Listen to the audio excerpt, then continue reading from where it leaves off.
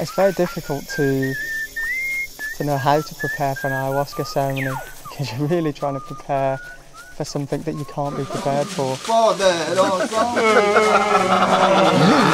pudiendo dominar sitoni, cuerpo sitoni.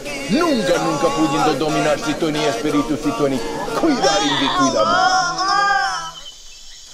Every single time I drink ayahuasca, what I thought ayahuasca was is something else.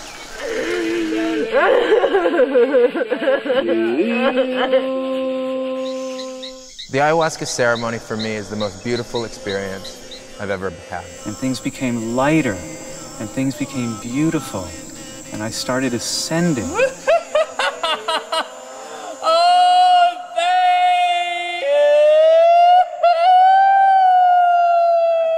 The ayahuasca ceremonies can be terrifying, they can be horrific, they can be dark, they can be demonic.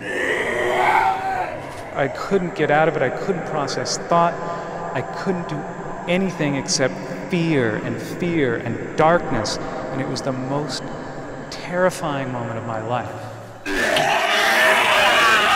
The whole room sounded what I guess my picture of hell would be like. Help! Someone help me! Help! Help! Help! We have people who come here that doubt everybody who comes here, doubts everybody who comes here, suffers. For me, it was like either this or I died. I really was at this end of this road, and I didn't see any further way for me. I didn't think it would ever end, and I thought, I'm never taking this stuff again. I'm never going to take it again. I just can't do this. I can't do this ever again. Have you gone on that journey? Have you gone on the journey of your doubt? Have you gone on the journey of your fear?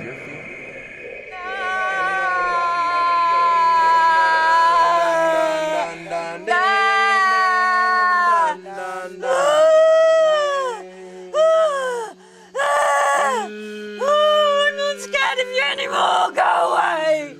Go away. Get out of me. Get out of me now.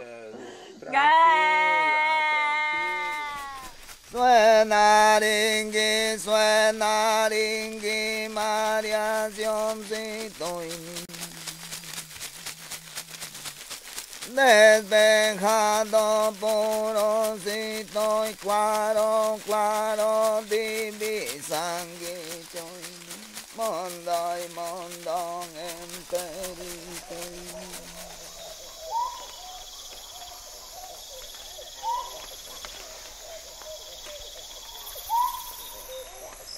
People get on planes and come down to the Amazon to do this because they're looking for the real deal. They're looking for an experience that's truly traditional, based in the traditions, in the very place, the birthplace of this medicine form.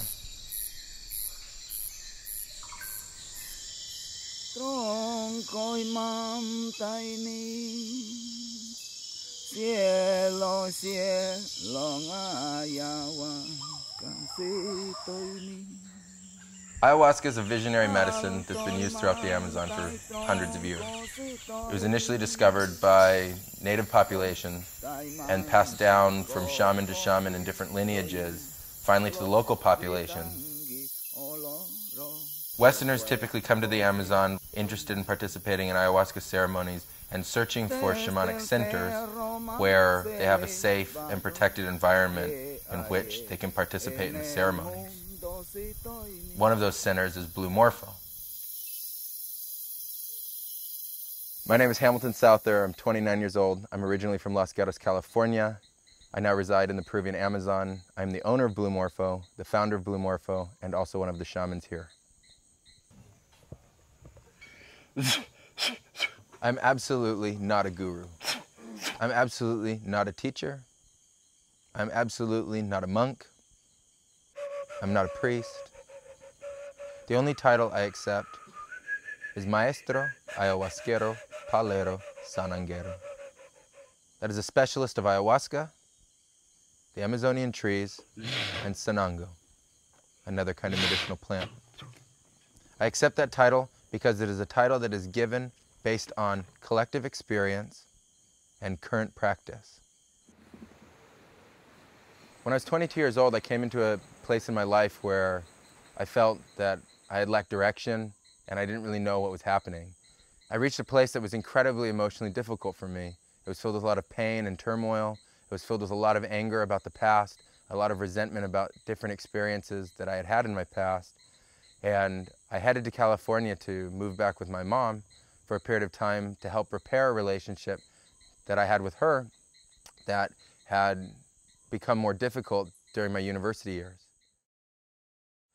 It was through that period of time that, as I was working on that relationship with my mom and also finding my direction, that I came to a place that was really one of my darkest moments. I had finally decided that the life that I had been living wasn't something that I was interested in continuing.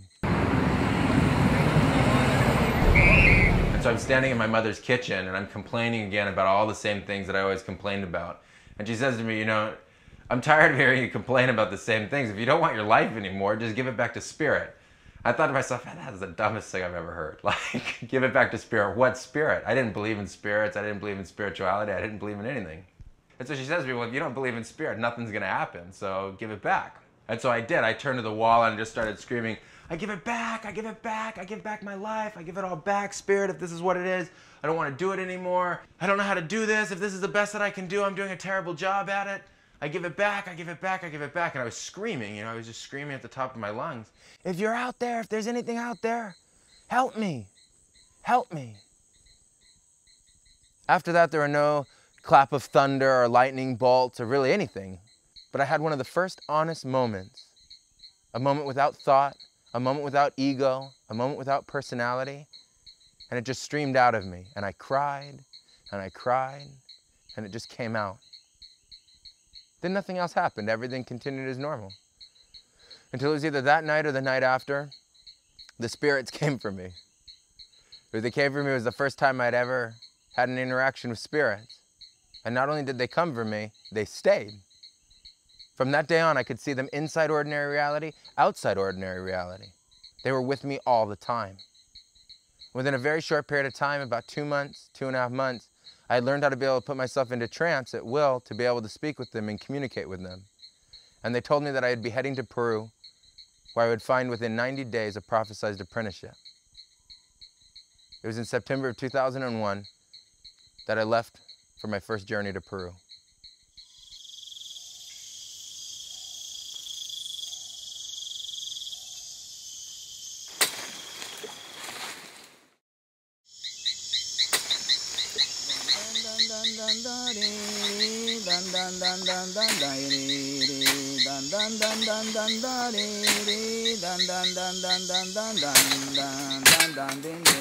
Mi nombre es Alberto Torres Dávila y yo soy el vegetalista, sananguero, palero, ayahuasquero. Mi abuelo me convidó el tabaco cuando tenía 8 años.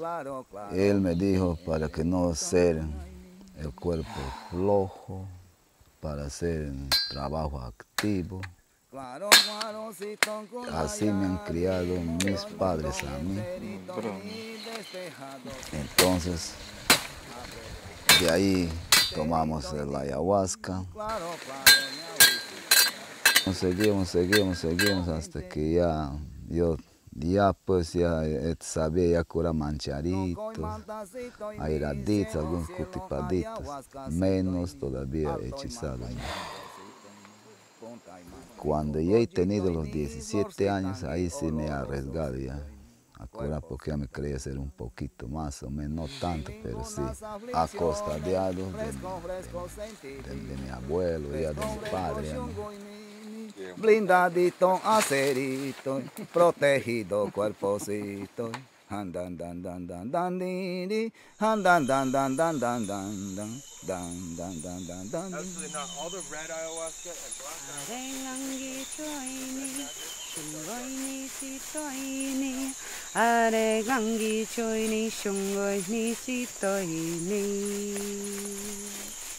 This is Alberto Torres Davila. He is the master shaman that took me under his wing and started teaching me 5 years ago.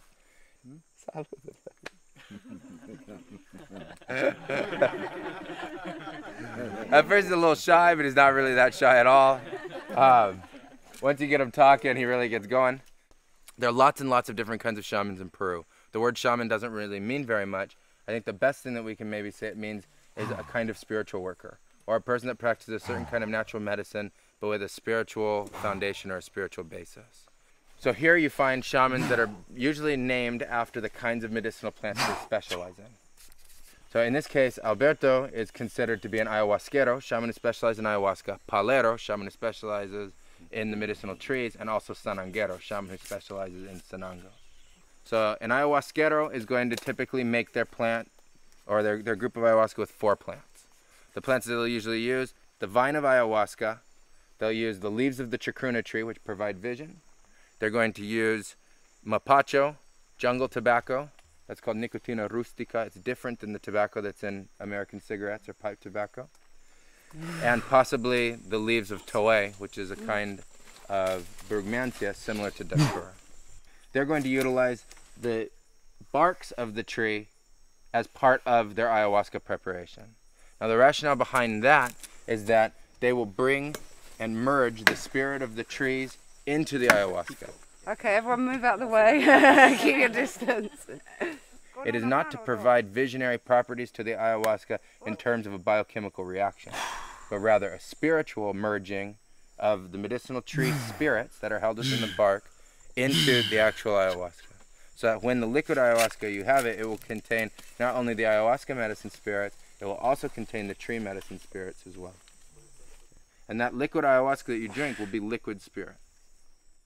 So all of the green vines that are growing up on these trees are all ayahuasca. This is a mixture of cielo ayahuasca and calalampa ayahuasca. What's important is that these are the 2 kinds of ayahuasca that create energetic ascension, which is what allows for personal transformation, personal growth, learning, and or healing.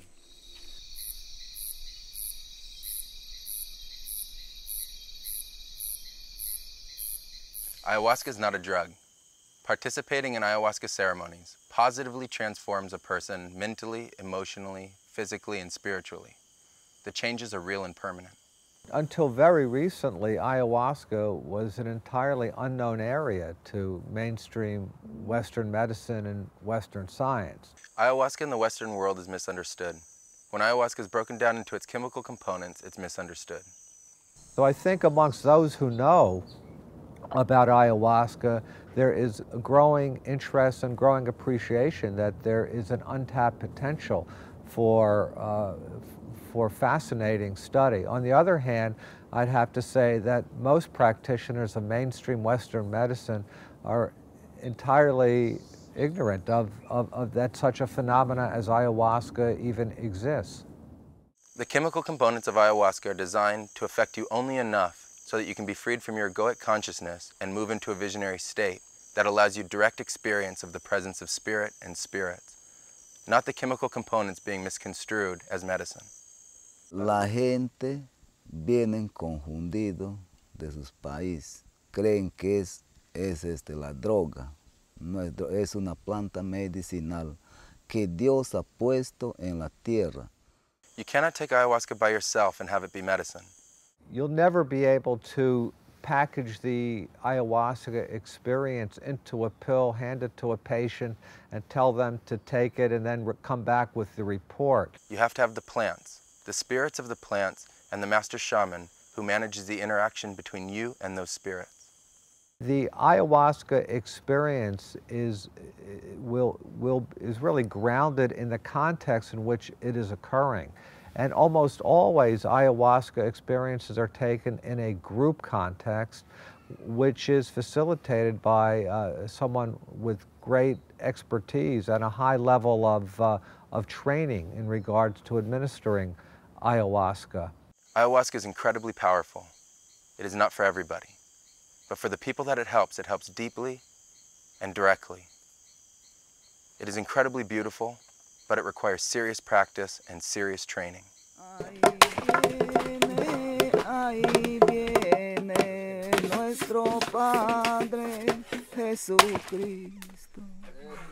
My name's Mark. I'm from Birmingham in England.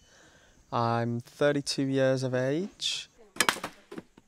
I suppose the last time I had any sort of normal semblance of a life was I was working as a computer programmer down in London, just living with some friends in a shared flat. And I left that job back in 2004 to go travelling around Latin America. I was kind of just drifting along in life. The work was fine, it was well paid, I was reasonably happy, but you know, it was just like something missing, something not quite right. I was never depressed, but I was never really happy, and I thought, you know, something not quite, there's a bit more to life that I don't quite get. And I had no idea what it was, but I knew I couldn't just stay in the job I was doing. I needed to do something else, which is why I went travelling. Came across Blue Morpho, did a week-long trip with them, and things have never been the same since. Okay, so right now, we're starting the process of layering the pots with the different kinds of plants that we have collected. So the very first thing Don Alberto is doing is they blow tobacco smoke into the pots to smudge the pots, to purify the pot, and to create an environment to now receive the plants. My name is Sonia Embry, and I'm 40 years old. I was born and raised in Ottawa, Canada, and I currently live in Vancouver, Canada, where I work at the University of British Columbia, and I coordinate a program of undergraduate research for students. I come to Blue Morpho in order to heal. I was severely sexually abused as a child. I first heard about ayahuasca about 4 years ago and was very interested in that because I knew I had traumatic memories to relive and release. It provides a spiritual medicine, protection, as well as mareacion. Mareacion are the visionary effects of ayahuasca.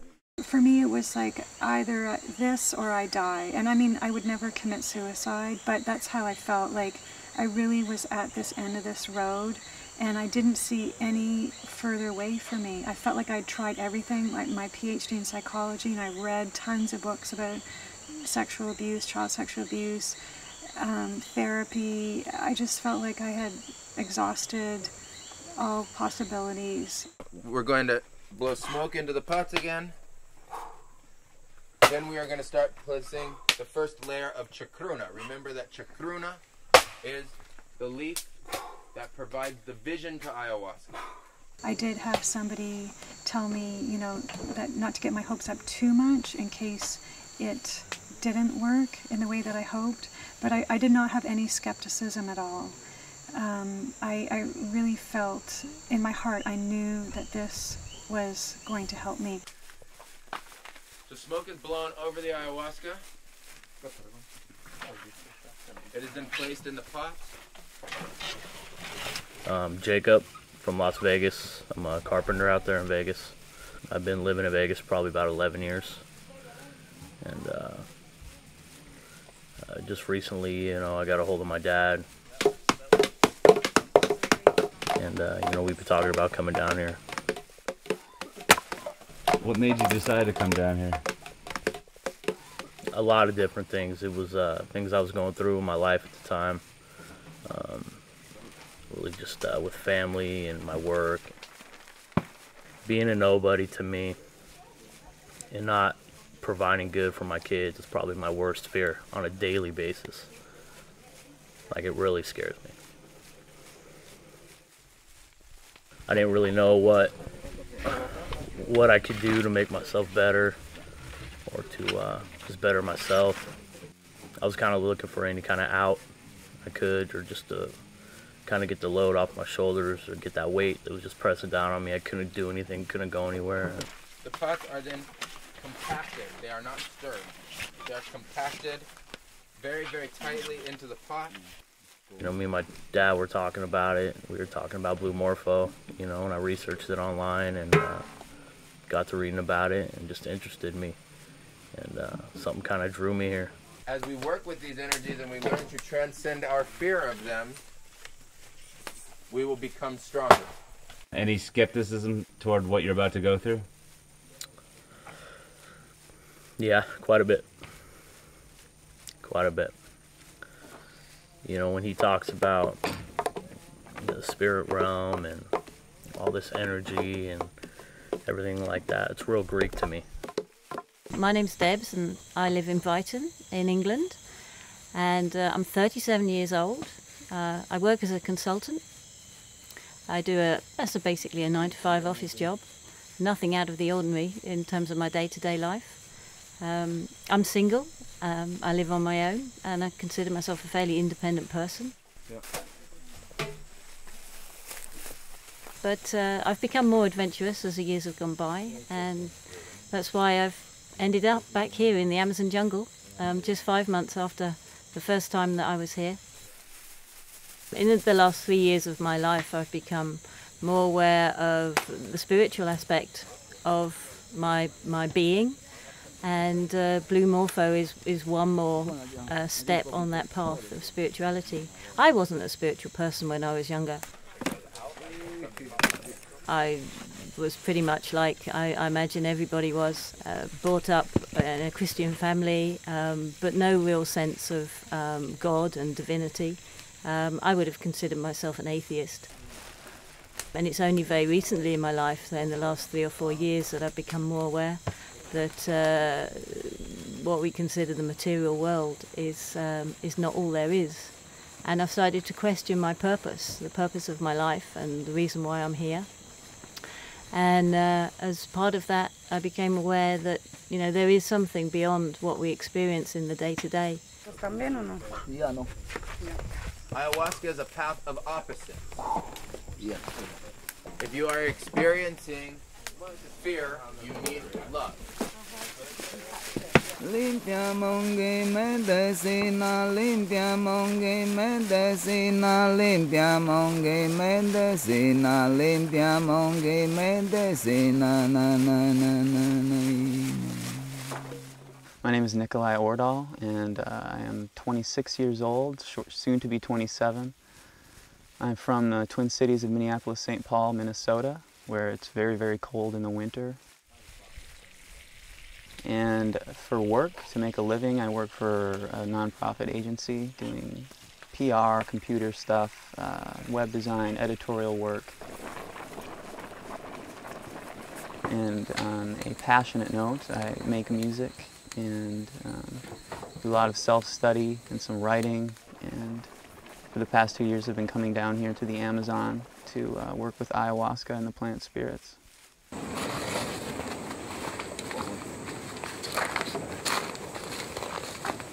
There's still a self-doubt in me that I'm really, really sick of. I'm just tired of it.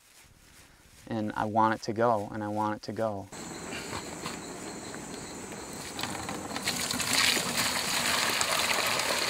It's a really extreme form of anxiety, and causing things like just shaking and trembling voice and the inability to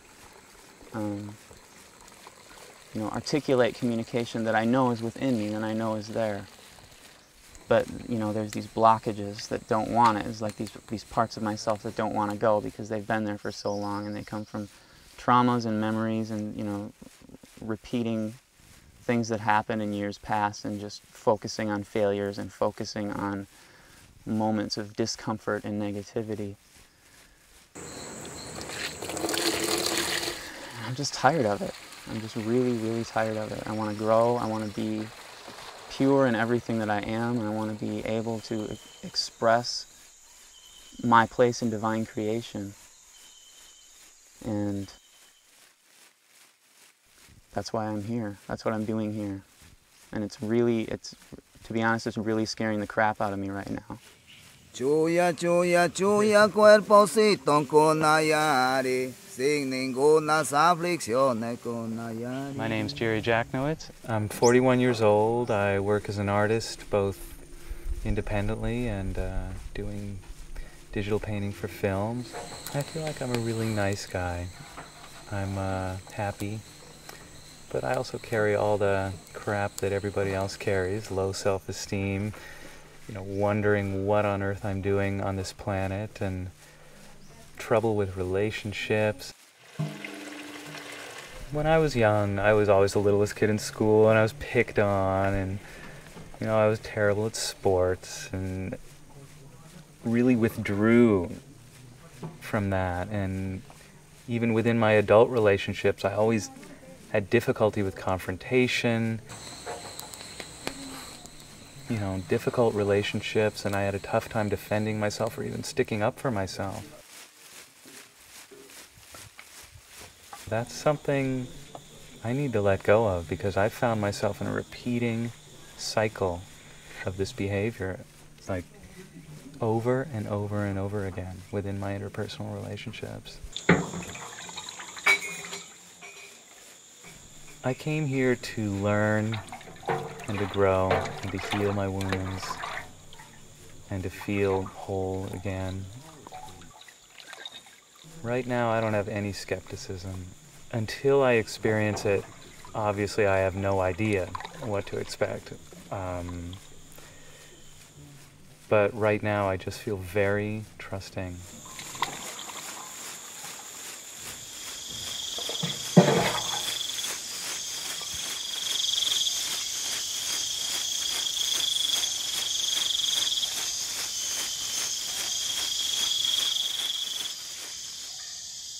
So the spirits come along and they say to me, you have to go into the jungle and you're going to drink ayahuasca. So I went into the jungle, I found a shaman, and I drank ayahuasca. And during that first ceremony, I found my apprenticeship.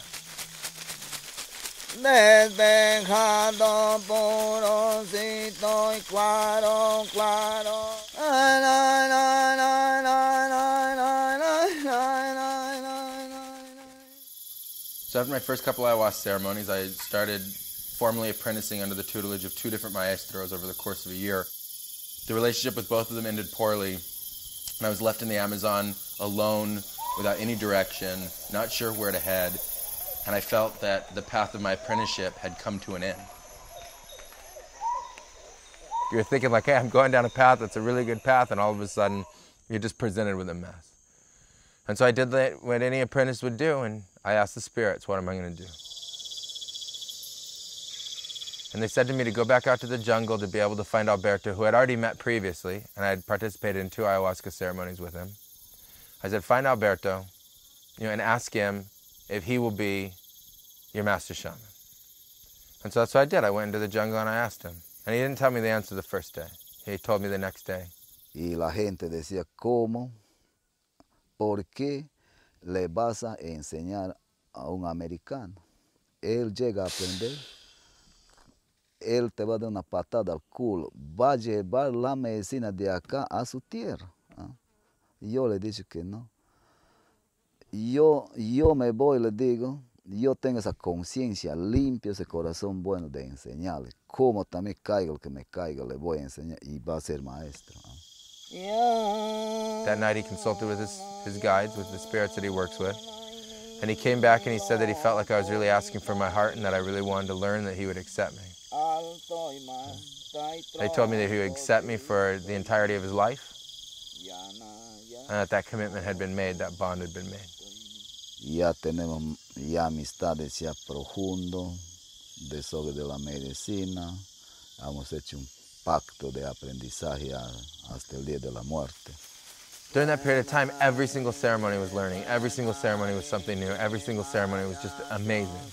It was what I always wanted ayahuasca to be. It's what I always thought apprenticeship could be like. It was loyalty unlike anything I'd ever experienced before. And it was through that relationship that we were able to develop our own pacts of medicine. Alberto made that pact with me, and I made that pact with Alberto. That we'd stand by each other and we would help each other until the very end of our lives. Pura, pura medicina, pura, pura luz divina. Protegido cuerpo Sitoni. Nunca, nunca pudiendo dominar Sitoni, cuerpo Sitoni. Nunca, nunca pudiendo dominar Sitoni, espíritu Sitoni. Cuida ringi, cuida mongi.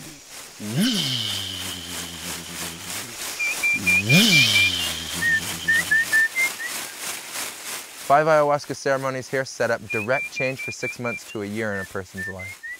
It's an evolution that takes place. The first ceremonies generally start out darker, heavier, harder, filled with fears, darker elements, and darker spirits. The middle ceremonies are more ecstatic. They're filled with light, they're filled with joy, they're filled with love and tremendous change. And at the end of the week, the ceremonies all come together, bringing everybody back into a centered, grounded, and stable place to be able to go home.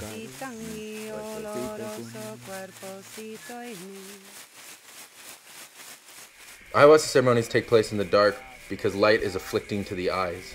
It is traditional to drink ayahuasca at night. It is considered a time of spirit. It's the time when spirits walk, and it's what allows greater vision and concentration of those spirits.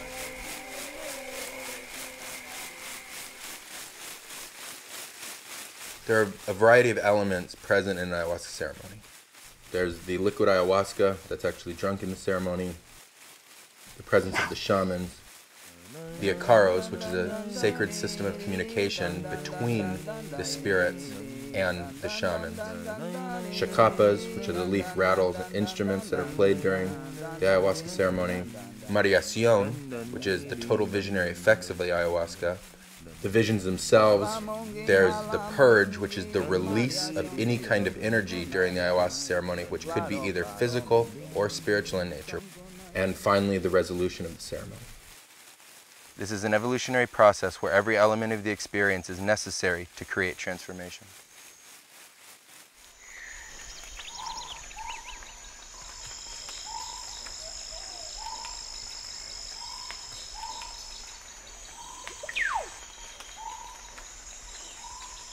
Well, at the beginning of the week at any ceremonies, as we're moving into the first ceremony and the second ceremony, especially the first ceremony, there's a tremendous amount of collective anxiety. There's a lot of fear that's going on. People are scared.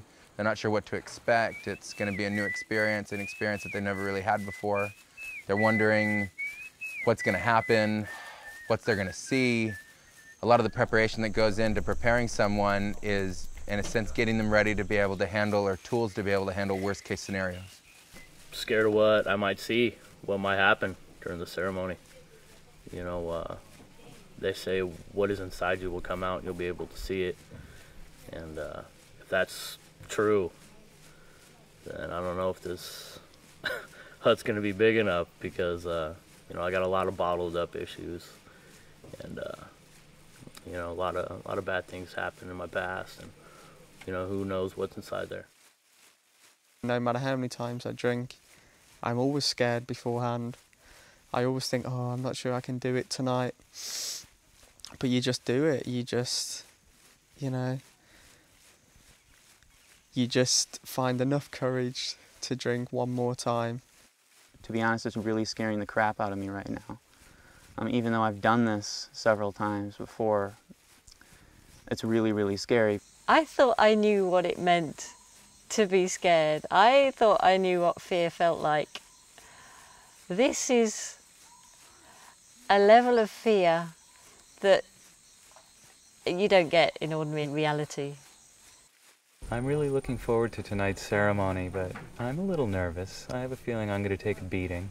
It's very normal and understandable to feel anxious and nervous and terrified. I've stood outside ceremony house crying. I'm so terrified. But I just, you know, you gotta do it. You gotta do it. You gotta do it.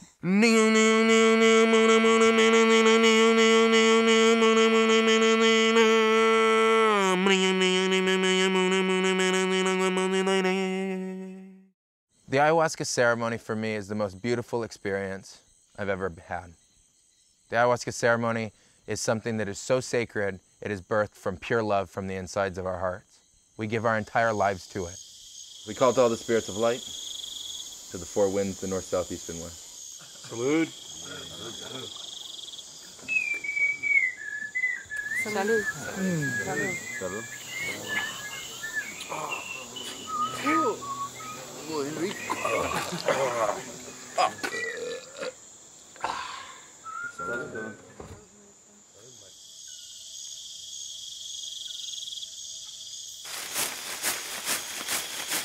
The first ceremony took me to a place where I thought I could never ever drink ayahuasca again. It was just far, far too intense. It was a really tough one. I didn't expect it to be as tough as it was. The first hour in ceremony, nothing was really happening, but I knew something was coming, and the energy was just like building and building, and my heart was just pounding like crazy, and I was just like, just bring it now, like I can't take it anymore, you know? As soon as it started coming on, I got a little bit nervous, like, uh-oh, what's this going to be like? And instantly broke out in a sweat. Girando con tu chacapa, llamando, mareacion. We're in ceremony, the mareacion starts to come in, and everything starts to get going. That's when it starts to get fun, you know? This time I think I just went, woo, it's time for the ride, and it just, and that was it. And then I was in it.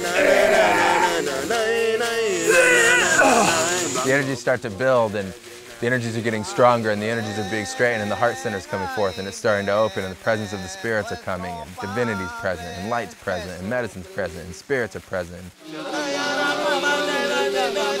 En la ceremonia se ve espíritus buenos, espíritus malos. And the demonic elements start to come forth, and they start to come out of everybody, and the cross energy is being released, and people are throwing up, and it starts to build and build and build. It's starting to come up, and I can feel this power, this energy.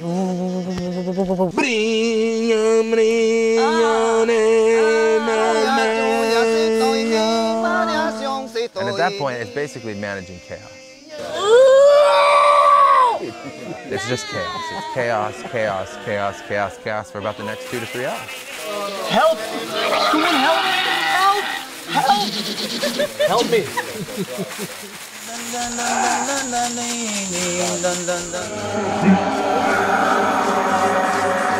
I've seen a lot of crazy images, a lot of bad images.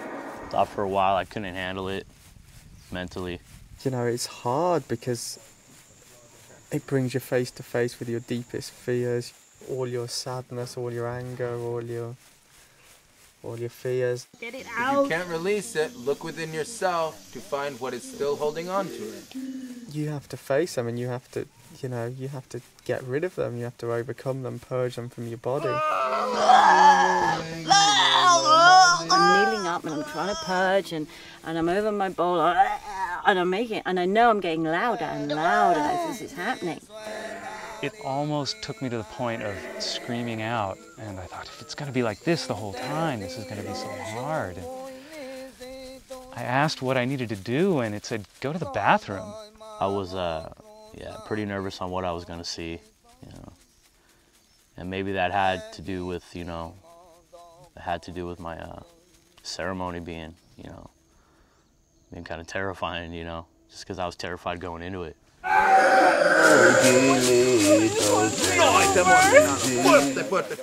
are different kinds of visions, there are different kinds of spirits, there are lulls. Cuando ya no aguantan, bajar un poco la mareación, porque no tanto ya se alocan, gritan.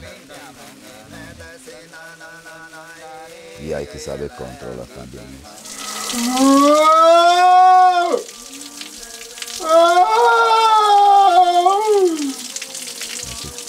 Bajado, si no, a la ducha, que se duche para que baje esa calentura, le baje un poco, ¿no? Con agua a la cabeza, bueno. There are times when it peaks and it gets stronger. And you build it, and you work the akaras, and you're working the shakapa, and you're building an ecstatic state. You're building a state where all of a sudden you're going to feel amazing.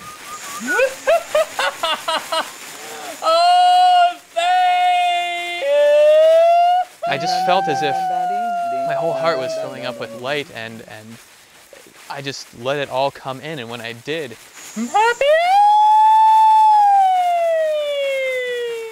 You're building up a state of consciousness and a state of energy within you that's starting to release everything that makes someone feel down, morose, crossed, pained in the day. And you call, and you call forth, and you invoke spirits, and they come and they help you. Arcángel Miguel, Oriel, Gabriel, Rafael Sitoini, cuida ringi, cuida mongi cuerpo Sitoni. At the same time, the spirits talk to us, so they're talking. Rarely do we actually move into the visionary space of a person ourselves, meaning placing our own awareness or our own focus into their visionary space. If we did that, we would have exactly the same visions that they're having at that time. I was just like in one hell realm after another. And I knew I was releasing stuff, but it didn't feel like it was going to be sort of endless. It was basically every possibility of fear and of destruction in my mind was brought before my eyes. I was really receiving a lot of information, a lot of just incredible information about the history of architecture and math and sacred geometry and puzzles and the way things fit together and the way things came to be. I really got it that these are archetypes. These are not about a specific belief system or a specific, you know, you have to believe this, you have to believe that. It was just the truth of it, and I caught that, and you know, I let go of a lot of prejudice. What we do see are different kinds of energetic patterns, different kinds of spirits, and different kinds of entities. To me, the tree spirits don't appear as, you know, entities or like ghosts, but rather specific types of patterns in the energy.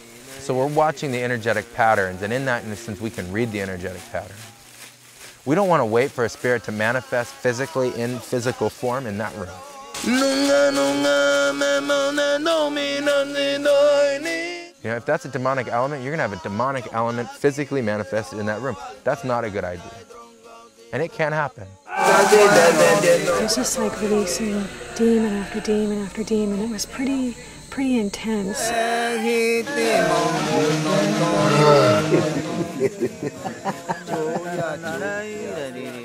And so we're working with the energetic pattern of it. We're seeing it. We're seeing it coalesce. We're seeing it come out of somebody's body. We're seeing the essence of its energy without it being a physical object.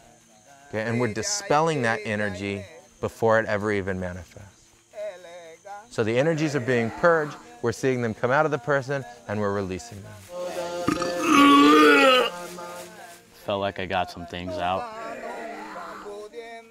Things that were deep inside me. So as that energy is starting to come down, the spirits tell us when we've done, in a sense, enough work for that night. Then we're going to hold the space, generally until midnight or a little bit after midnight, until it is clear and that the spirits have given the okay, the go-ahead, that everybody is in a protected space to be able to continue on with the rest of their ceremony, however long that may take.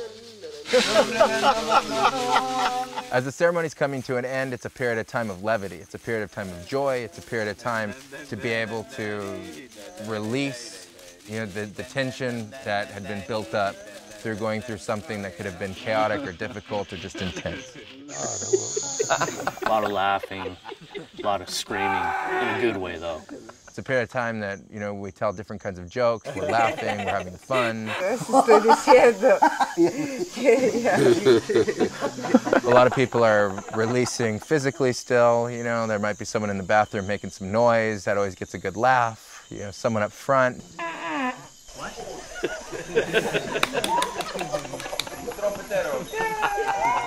So the end of the ceremony is a time of levity, the end of the ceremony is a time of fun. It's a period of time when once the lights come on where the seriousness of the ceremony has been dispelled. Hey, what shall we talk about next? And it's a period of time to experience some humor. It's a period of time to experience relief. Yeah, that was my first ceremony, and it was full on. It was really full on, and I've got to go back in there tonight and do it all again.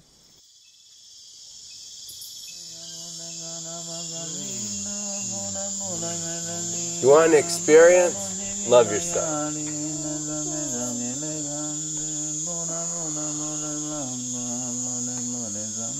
You want to transform?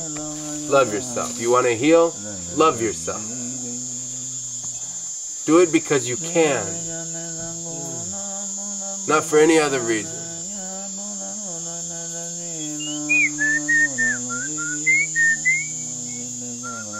The moment you love yourself, the moment you will be healed. I've always been afraid.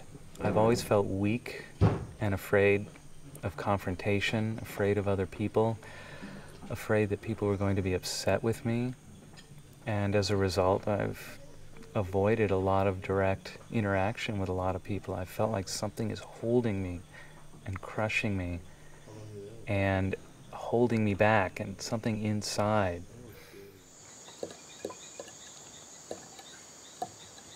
I really have been struggling all of my life. It's kind of hard to describe, but I'm not in my body. I don't have a memory of ever being in my body. I do know that I left it when I was 3 years old, but basically the implications of that is I don't have a sense of having skin. Colors are all muted for me. I'm in extreme physical pain, and I'm split off from myself, and I don't have what's called like a life energy. So I've carried on with my regular daily living, but it's just been a real struggle. I would like to say I'm easygoing, but I'm really not, you know. I got a lot of baggage, you know, emotional, I guess you could say, emotional baggage. You know, a lot of problems in the past, you know, I've had, you know, that may be the burden that I have today, you know. I lost a friend, a real close friend, to in a car accident due to drunk driving. I had 4 other friends in the car at the same time, and actually the only one was killed was my friend Mike. And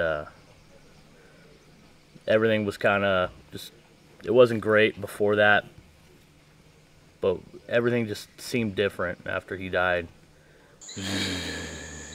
Friends, family, just the whole vibe around, you know, the group of friends. And I don't know, it just seems weird. Everything after that just started to decline.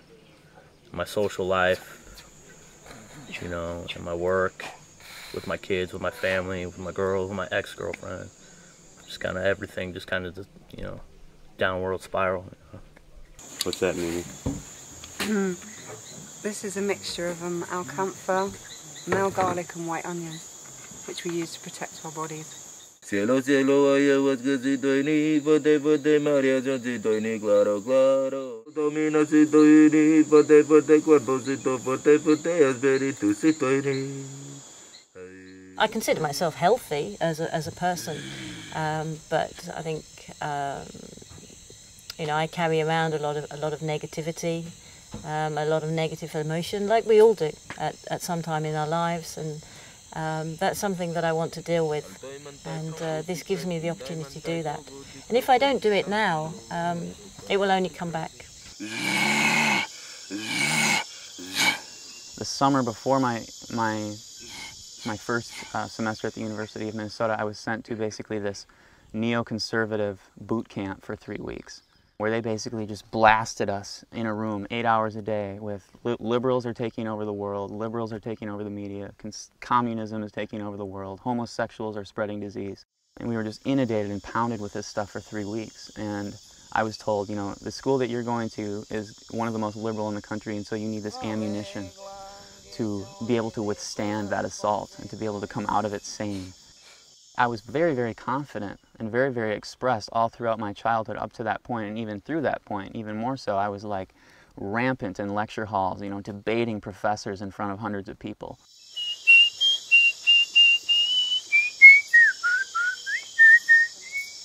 Then came a series of experiences where I was just like, you know, standing up and speaking in front of all these people and just breaking down and just like publicly just sort of losing this confidence that I had had.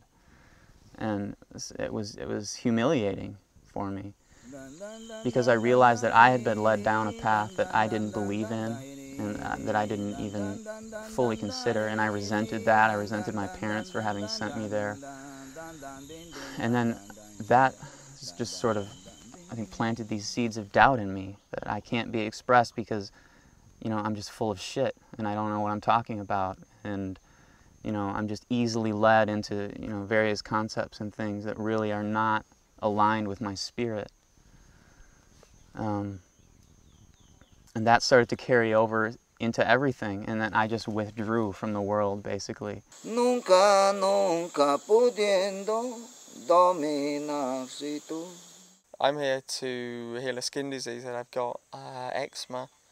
A few years ago, I was covered from head to toe in eczema. My skin was bright red, it was falling off. I was in complete agony day and night, I could barely move. You know, I spent all day in bed pretty much, and the doctors couldn't do anything for me. None of the medication would work. You ready, buddy? Yeah, I'm ready. I tried all sorts of alternative treatments, nothing would work, and ayahuasca was very much a last resort. I pretty much reached the point where I couldn't go on, I couldn't live anymore. You know, with that sort of pain, I'd just had enough of life. And it was just complete desperation that brought me here. Salud.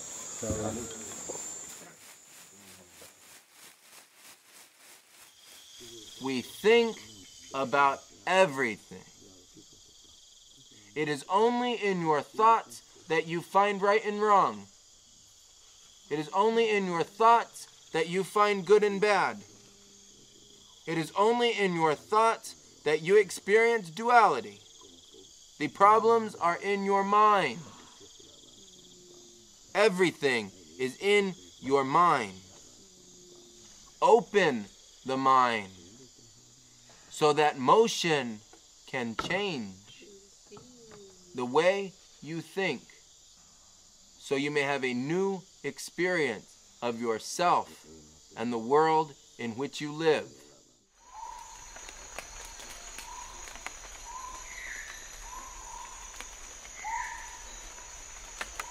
The second ceremony, I was absolutely terrified to drink. I went into it just with a very, very high level of fear.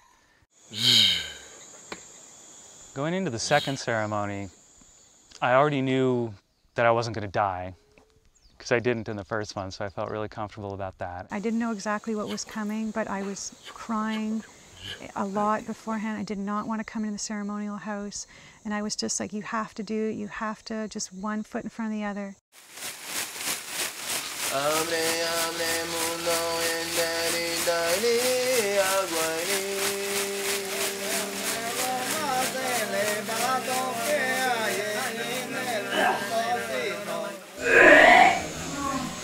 They took me straight down into all of my fear and all of my doubt, and I was basically face down on the floor, begging.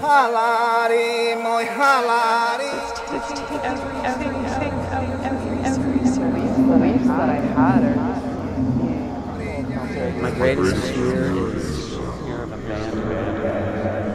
I really am not a spirit of light, but a spirit of darkness. My worst fear, I'm trapped in dark, negative, spiral, vortices. Pura medicina pura.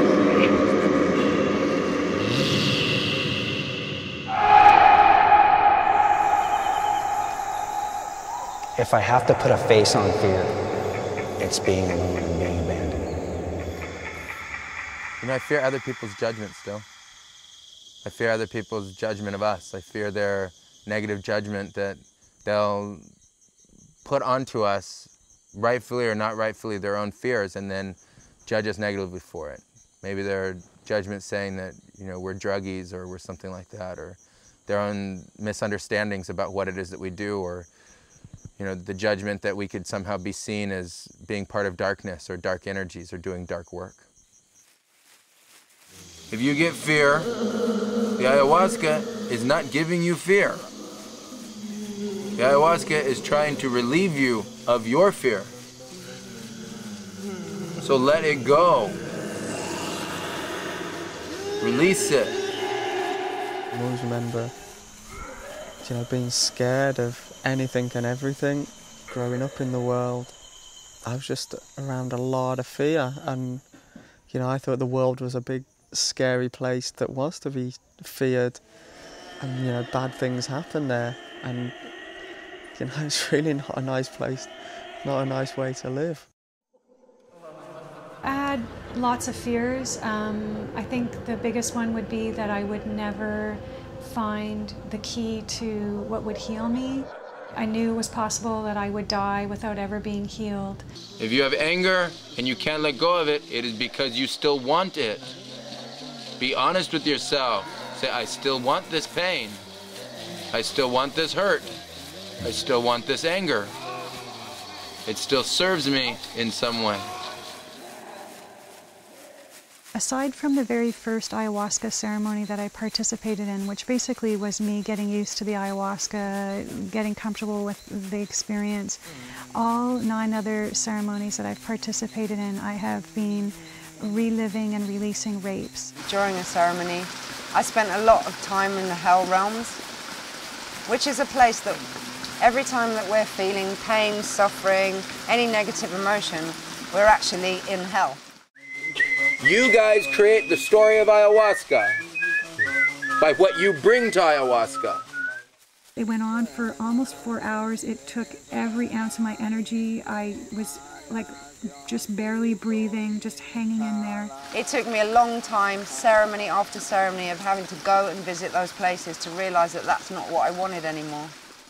If you're stuck in what seems like feelings from the past, those are now.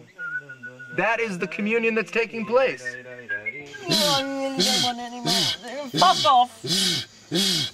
Fuck off out of me. The whole ceremony was a battle the whole way through. But I found that through accepting those experiences and saying, thank you for this experience, thank you for this fear, thank you for this doubt, it went away. I felt better mentally. I felt better physically. You know, I felt like I could climb a mountain after my second one. And I haven't felt that way in a long time. A long time.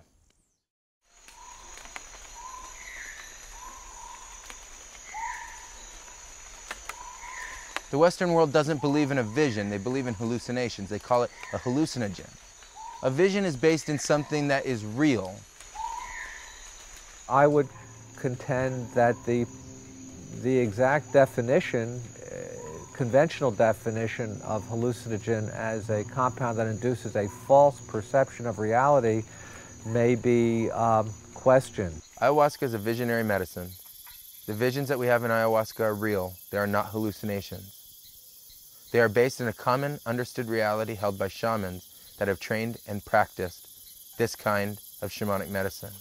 I'd say these are fascinating visionary substances, and although the terminology employed in modern medicine is hallucinogen, I would not take that from the standpoint that these are false perceptions. In fact, if one looks at the etymology of the word hallucinogen, going back to the ancient Greek, it derives from the word hallucinare, which translates out as mind wandering, mind traveling, mind journeying.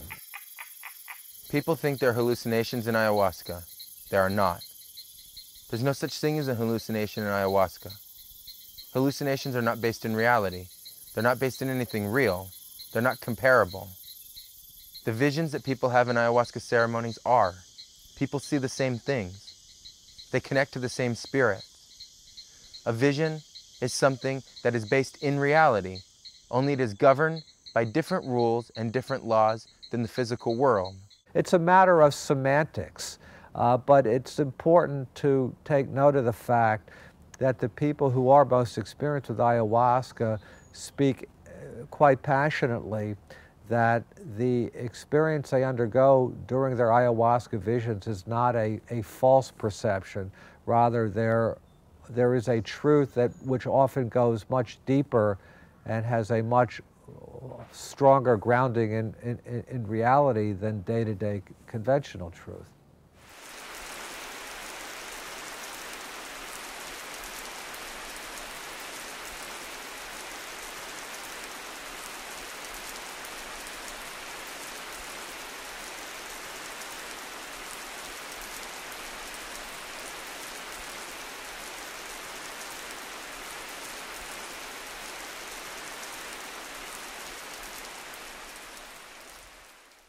Help me. Help me. My friend. Oh. Concentrate on the Carl. I can't. Where are you? Help me. Help me. Here. Help. The problem is you're not here. Help me. You need to listen to the Icaro. The Icaro is your guide. The singing is your guide. Follow the singing. Chuya, chuya, chuya, cuerpocito con ayare. Los cuestión de los Icaros, ¿no? Son a base de los árboles que te enseñan. Icaros are sung, but they're not songs. They're a system of communication, medicine, through sound vibration, intent, thought, and the words that are spoken in them with spirit.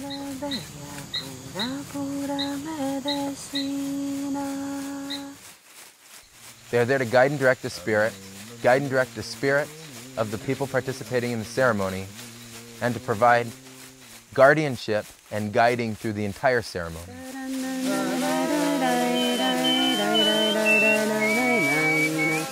The Icaros call in mareacion, or the visionary effects of ayahuasca. The Icaros call in medicine. They call in the energies that straighten, transform, and help heal others. They come from different realms. There are different kinds of medicine based in color, based in spirits, based in treat, based in ayahuasca, based in divinity. Purple medicine of the Shiwawaku. Yana yana shiwawagu, yana yana shiwawagu. Icaros are the backbone for every single ayahuasca ceremony, and without Icaros, it's not a ceremony.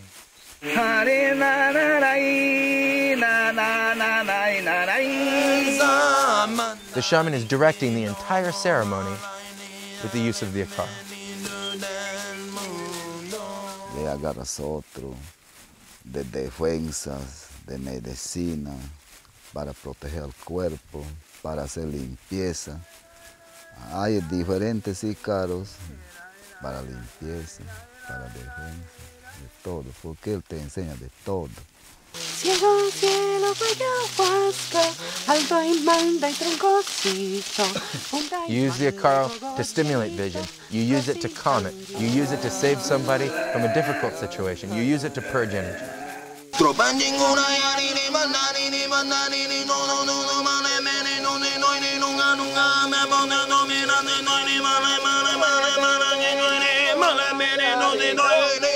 The Icaro guides, it links everybody together. It creates a unified force of energy that swirls within the ceremony, that is palpable, it's visual. You can see them with your eyes in ceremony. Llamo fuerte, fuerte, espíritu ni, penetrangi choini, todo shungoini to. When you receive an Icaro, you know it, it's inside you, and they reside within your body, alive. They come out of you in ceremony. They sing themselves. The spirits of the medicine inside your physical body sing them, and they teach you how to use them to be able to use Icaro medicine to be able to guide and direct that ceremony. Icaros are the most important part in the practice of an ayahuasca ceremony.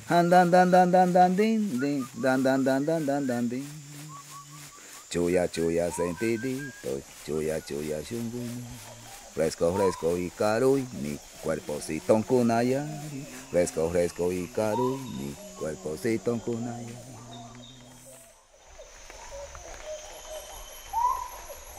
Do you want to fix what you see wrong with you in the world, or do you want to go deeper than that? Do you want to actually go into the relationship that you currently hold with yourself and the world? That's where the real juice is. That's the real meat. Most people aren't ready to look at that yet. They don't want to, and if they did, Pandora's box would open and their whole life would change.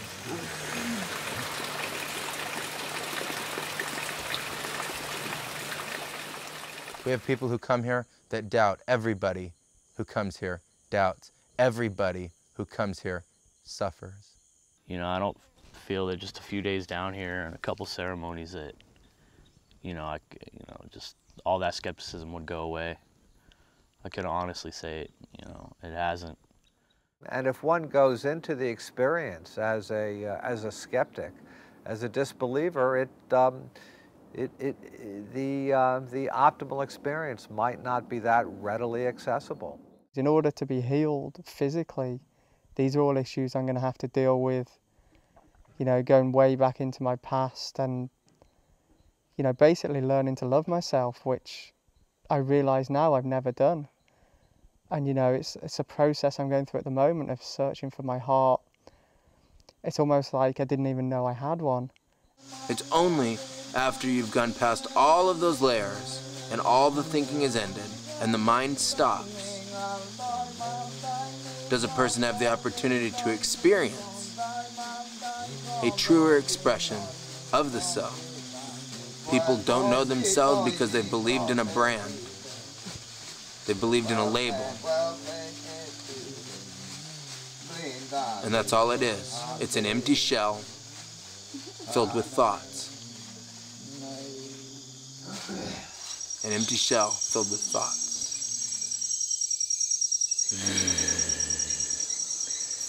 Cielo, cielo, ayahuasca, So you guys ready? Yeah.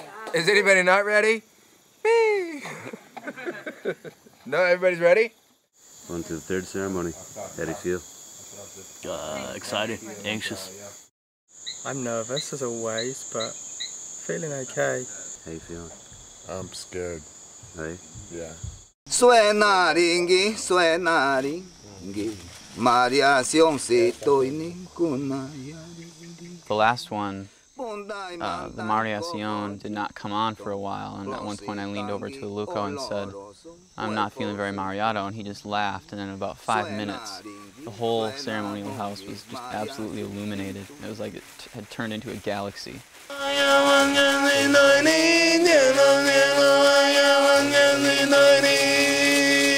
I got a lot of work done. Basically, the bulk of it was I released 14 more rapes. I was just shown every kind of disgusting, horrible, frightening image that I never thought existed. Hundreds and hundreds of these winged spirits that were just all around me, and I was really literally just weeping out all of my lack of self-acceptance. Anything that you've ever imagined, seen, heard about, read in a book actually exists. This is all coming from spirit.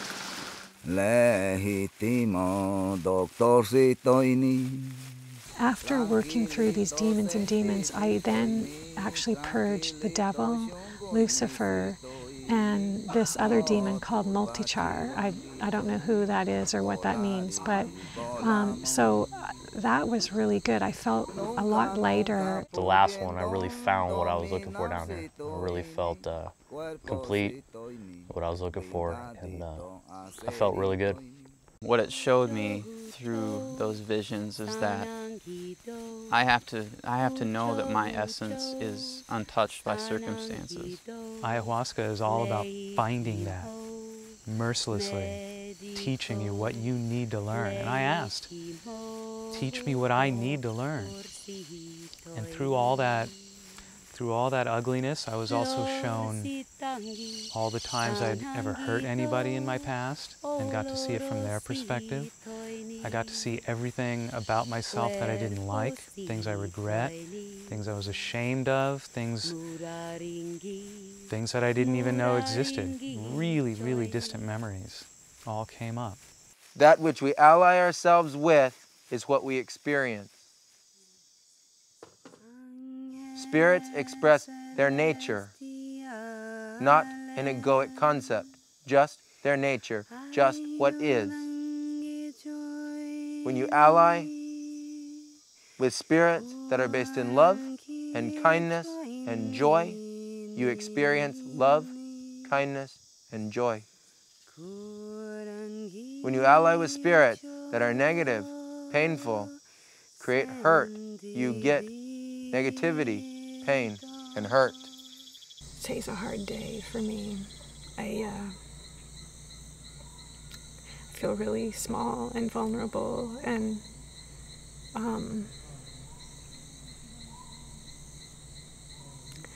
feel like the reality of it all is really sinking in at a deeper level.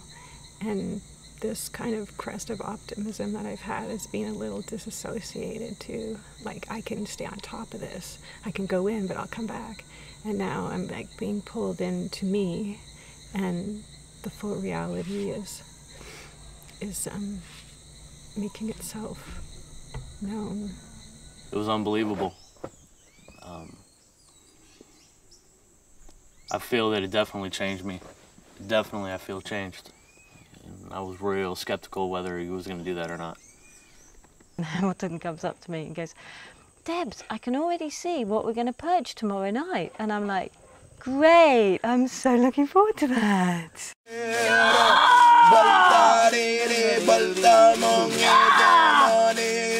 Purging is the release of crossed, negative, or demonic dark energy. That's all purging is. Anything that is involved in the release or the straightening of that energy is purging. Si es para que vomiten, vomiten. Si es para que le mandan por atrás, le mandan por abajo, por adelante. Bueno, le está haciendo la limpieza, la curación. That's very clear. It's very definitive. It can look physical. It can be mental. It can be energy. Some people purge really loud. Some people purge quieter. Some people don't throw up at all. Other people find that they manage it through breathing. Other people find that they manage it through shaking, sweating. All of those different experiences are different kinds of purging. All of those experiences are the release and the straightening of cross, demonic, dark, conflicted, negative, or afflicting energy.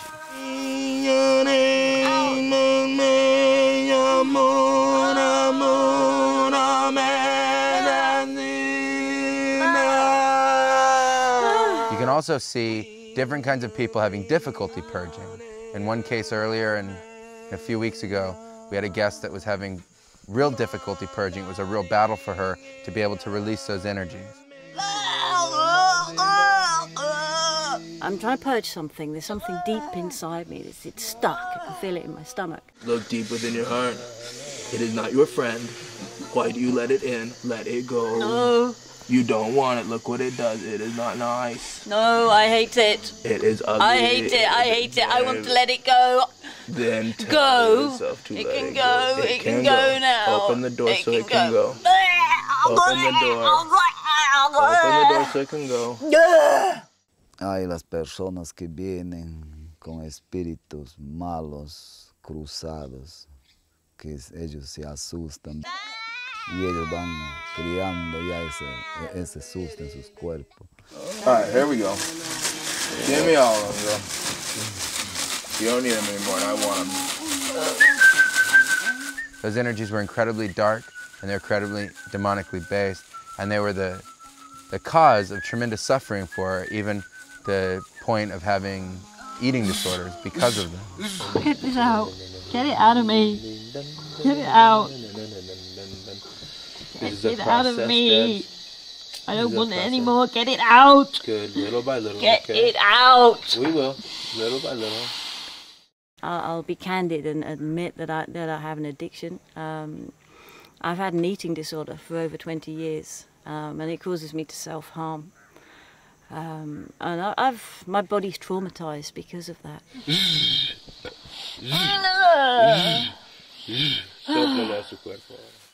In a case like that, you have to be able to build a tremendous amount of light energy to be able to release and move them.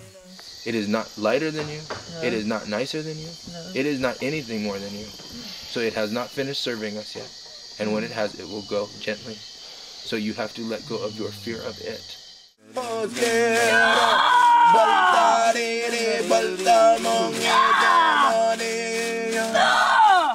That addiction has become so much a part of my identity that I can't imagine living without it. I don't know what it is to be without it. Oh, I'm not scared of you anymore! Go away! Go away! Get out of me! After that, there'll be certain energies that will be too strong, too embedded, and too rooted to be able to release in that nature.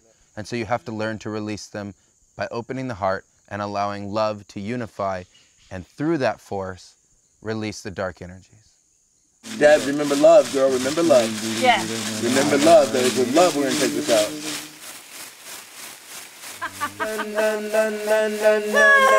Yes, yes, yes, yes.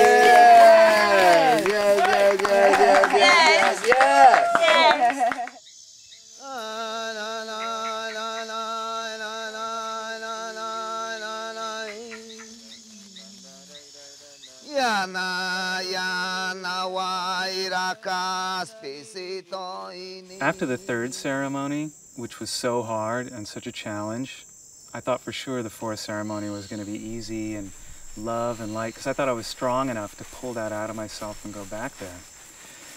I was wrong.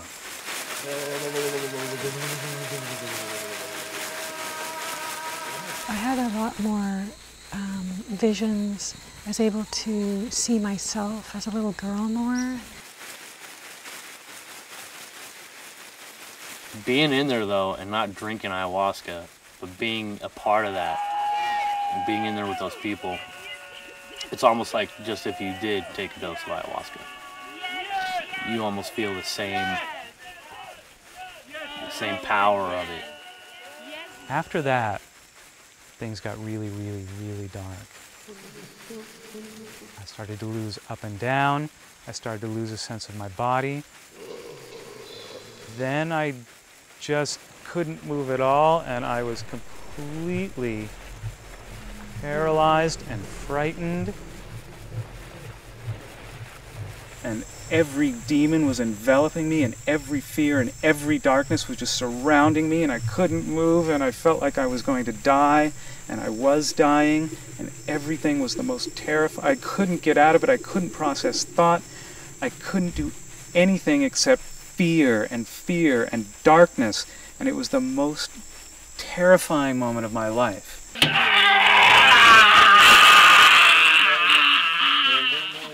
What you feel in an ayahuasca ceremony is real. It's not hallucination. It's not a trip. It's not, some fantasy. You're feeling it in its rawness, and you're feeling the true power of it. Oh God, it's right here. And it can be overwhelming because it is, it's often so strong, so powerful. I became schizophrenic. I was insane. I reached total insanity. Nothing could process, nothing could get me out. Everything was so overwhelming that I just didn't exist, except in a state of total despair, total fear. Just all these fears. It's like I just lived them again. And then through those gateways, through them I was able to ascend then to these places of divine love and sanctuary that you can only get to, I feel in my experience, having worked through, having gone through those experiences, purging, going really, really, really deep into everything that we must release.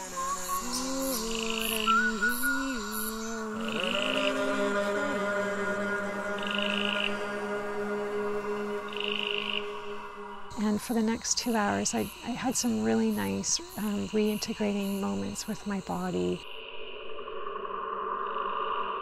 I even had a moment in the ceremony where I was introduced to my sexual energy, which is a totally new thing for me. Then I started screaming for Hamilton's help because I couldn't do it. I was lost. I just started screaming for him to help me, and he came over and he helped me. He came over and he told me he'd put a special Icaro in my drink that night, that he told me I wanted to see infinity, I wanted to meet the infinite, I wanted to meet God. Well, now you're going to.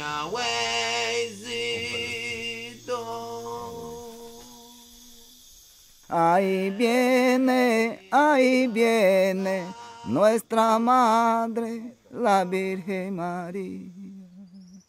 And things became lighter, and things became beautiful, and I started ascending.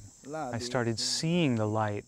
When last night's ceremony, I met God. It was one of the most amazing experiences I've ever had. I died, and I went to heaven. I drank from the Holy Grail, and it was the cleanest, refreshing, beautiful, calming water I've ever tasted. So it began by me purging out everything, you know, that was stopping me from seeing and experiencing God, letting go of all that. And then I finally got to meet him. And he was just completely different to how I imagined God to be. I think the thing that struck me the most was just how humble he was. I was given the gift. I received the gift of divine love. That I found the Holy Grail. Ayahuasca showed me this, and that's ayahuasca's message for everybody. You can find it because it is you. The love is you. Creation is us and everything.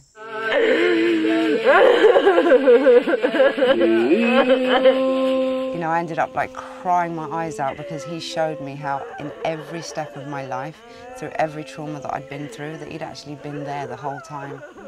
And all the times that I was hating myself and not loving myself, that he'd been loving me.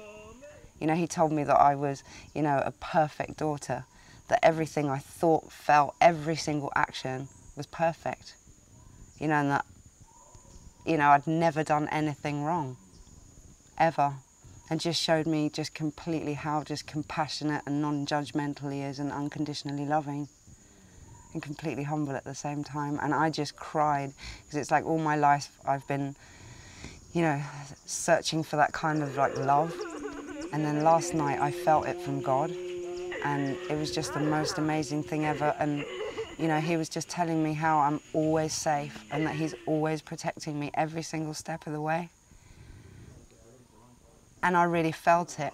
I really felt it. And it was like all of a sudden, all this fear just like melted away. It's like everything's okay. Everything always has been okay. No matter what trauma I've been through in my life, I'm still here to tell the tale, you know? I'm actually okay. There is only one conclusion to all of this work. It is love. It is the only thing that brings conclusion. There is only one conclusion to the path of enlightenment. It is love. There's only one conclusion to the path of spiritual growth. It is love. There's only one conclusion to the path of spirituality. It is love. There's only one conclusion to the path of healing. It is love.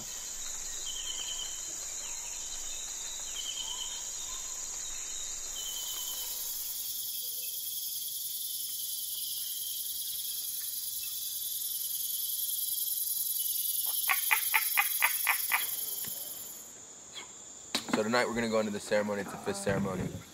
Fifth ceremony is typically a time where everyone's a little bit looser. You can imagine we've already gone through 4 of these. They can be intense. About 3/4 of the way through the ceremony, we're going to start giving bendiadas. We give bendiadas to everybody. It's for the purpose of putting arcanas or protected spirits onto them. These are spirits that will go with them for the rest of their lives. Spirits that will work with them. They're like spirit guides. They're also guardian spirits. They're going to keep them safe and protected. They're going to make sure that they stay in their body and that when they go home, they're going to be okay. And then afterwards, hopefully, we'll have deserved finally a little levity after slugging through the deep cesspool of dark energy that we've gone through this week.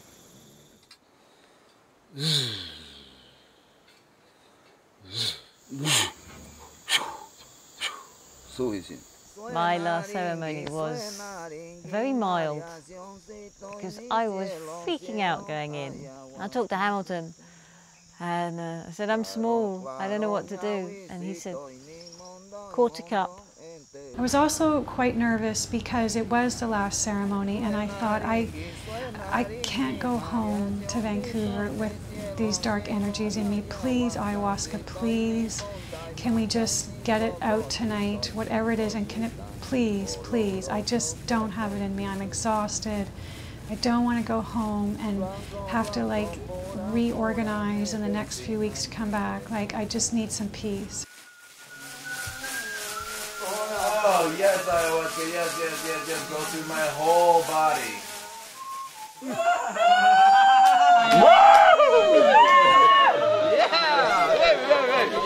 Here we go. Limpia, limpia, sentimito, limpia, Thank you, limpia, Ayahuasca. Thank you, Ayahuasca. Thank you, Ayahuasca. Thank you, Ayahuasca. Fresco, fresco, cuerpocito con Nayari. Overall, it was a really tranquil ceremony. It was basically, ayahuasca said, you know, I'm not here just to unequivocally kick your ass every single time you drink me.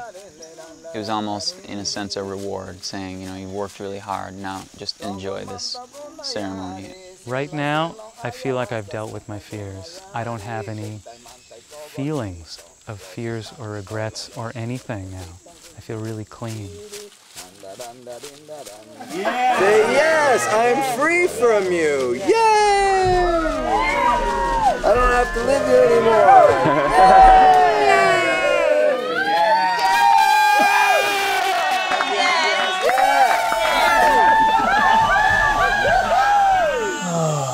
Thank you. Ah, everybody take a big deep breath. Ah. Remember that you have a body.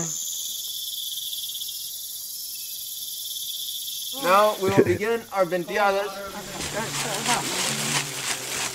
Yellow, yellow, mama yari. I think the more you drink ayahuasca, the more life changes, the more you realise everything you thought life was isn't true. I think if you stay here long enough, it will completely destroy everything you ever thought life was, everything you ever thought you were. Hey, hey. You know I'm not who I thought I was. I don't know who I am yet, I'm still searching for that. But I'm not Mark, I'm not my body, I'm not my mind. You know, I'm not my ego.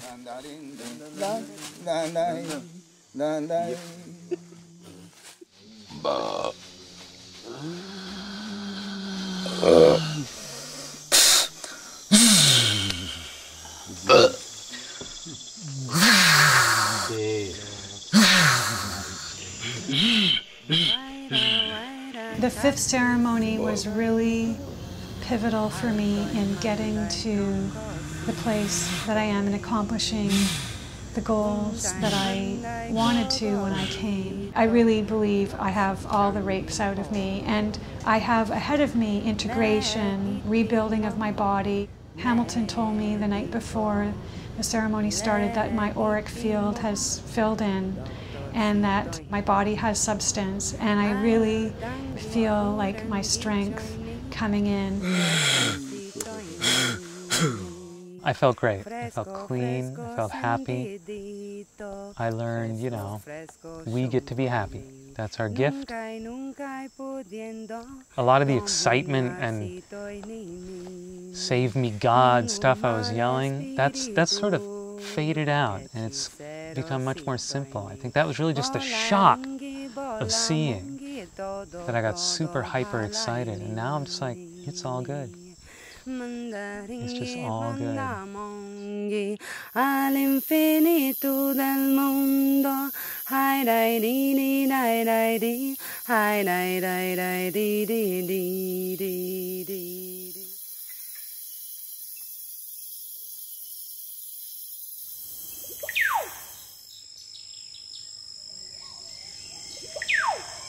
Hamilton and Don Alberto are two of the most important people that I've met in my life. I feel that way. It's absolutely amazing that there are people out here that dedicate their lives to helping others and sharing. The power of the medicine, the changes that I see in people week to week, incredible changes. It's been the most incredibly transformative week working with ayahuasca that I've had so far. And, you know, I mean, I wept, actually shit my pants, literally, during the week. I just have to come out and say it.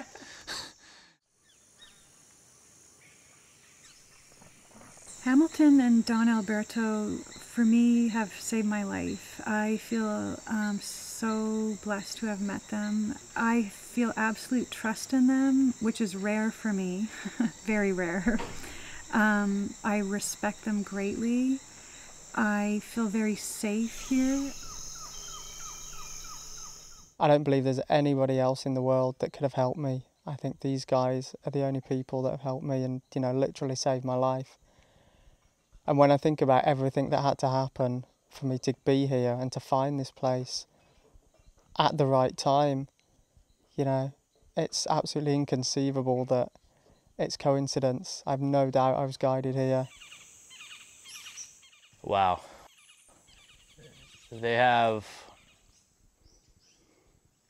a certain power to them. I mean, when you talk to them, it's almost like they look right through you. You know, you can tell that they've been through a lot. I've got the tools, I've got the strength to go back into my life, and I feel so positive. I feel so positive about things now. Every structure that I had in my mind about how this life is and who I am is being broken down. Every time I can make a conclusion, that gets broken. And I find that this is something completely different to what I first believed. And it just gets better and better. I can't imagine not doing this again, even when it's hard. I love it. This comes from a country that has had this kind of healing for thousands of years, and I really open myself up to that and I learn as much as I can because I feel so grateful and feel that so hopeful that this kind of practice is always with us and doesn't die out.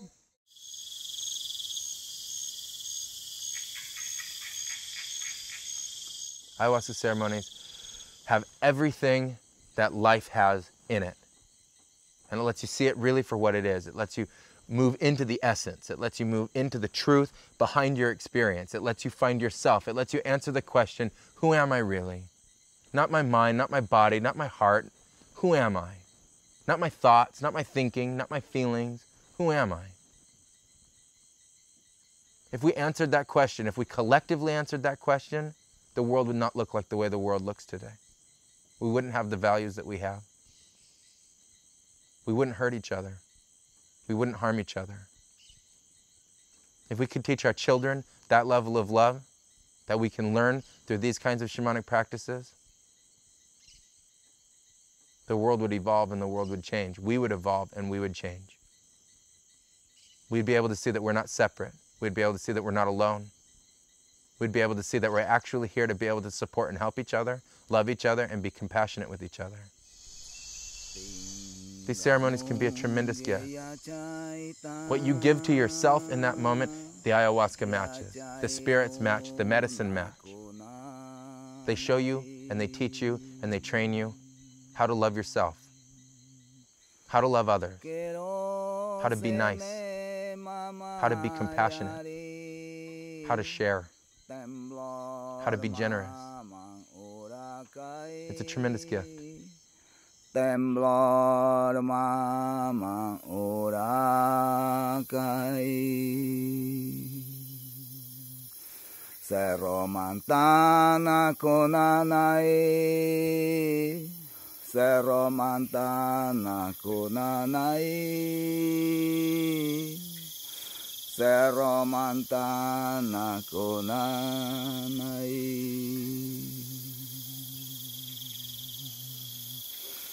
Tingamungi yachaita Yachairu nakunanai Kerosene mamayari Temblor mama urakai Temblor mama urakai Yellow, yellow, mama yari, Cerro Mantana kunanai. Yellow, yellow, mama yari. Hey, hey, hey, hey. Brilla, brilla, rebelbea, puras, puras medicinas. Sí, Sí, sí, cielo ayahuasca. Muchas gracias, medicina.